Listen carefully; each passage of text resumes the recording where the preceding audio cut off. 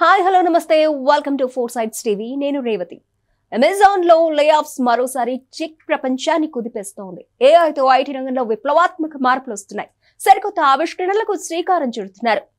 ఇంతవరకు బాగానే ఉంది. అసలు సమస్య ఏంటంటే ఆర్టిఫిషియల్ ఇంటెలిజెన్స్ రాకతో ఐటీ ఎంప్లాయీస్ ను తగ్గించుకుంటున్నాయి బడా కంపెనీలు. ఇప్పుడు ఈ కామర్స్ దిగ్గజో అమెజాన్ కంపెనీ కూడా లే ఆఫ్స్ రూపంలో పింక్ కార్డులను ఉద్యోగులకు అందజేస్తోంది. ఒకప్పుడు ఐటీ జాబ్ అంటే సొసైటీలో ఫుల్ క్రేజ్ ఉండేది. మంచి గౌరవం, వేలలో జీతం ఉండడంతో చాలా మంది సాఫ్ట్వేర్ రంగంపై ఫోకస్ పెట్టారు. దీంతో వైట్ కాలర్ ఉద్యోగానికి ఫుల్ డిమాండ్ ఏర్పడింది. ఇప్పుడు ఏఐ ఎంట్రీతో అంతా సీన్ రివర్స్ అవుతోంది.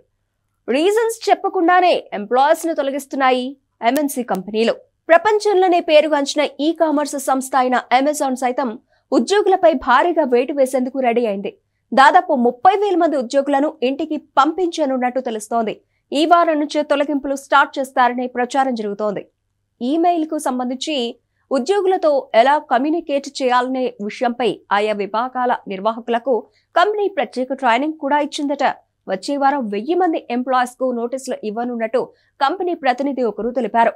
అమెజాన్ లో దాదాపు 3,50,000 మంది ఉద్యోగులు పనిచేస్తున్నారు. లే ఆఫ్స్ తో ఈసారి 10% మంది జాబ్ కోల్పోయే అవకాశం ఉన్నట్లు తెలుస్తోంది. 2020లో దాదాపు 27,000 మంది ఉద్యోగులను తొలగించింది. దాని తర్వాత ఇంత పెద్ద స్థాయిలో లే ఆఫ్స్ జరగడం ఇదే తొలిసారని టెక్ వర్గాలు చెబుతున్నాయి.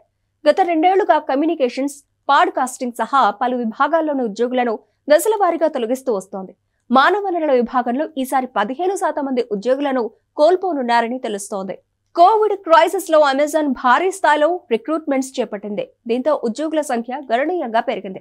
ప్రస్తుతం పెరుగుతున్న ఖర్చులను తగ్గించుకునేందుకు కంపెనీ సీఈఓ లే ఆఫ్స్ అస్త్రాన్ని సంధించినట్టు చెబుతున్నారు.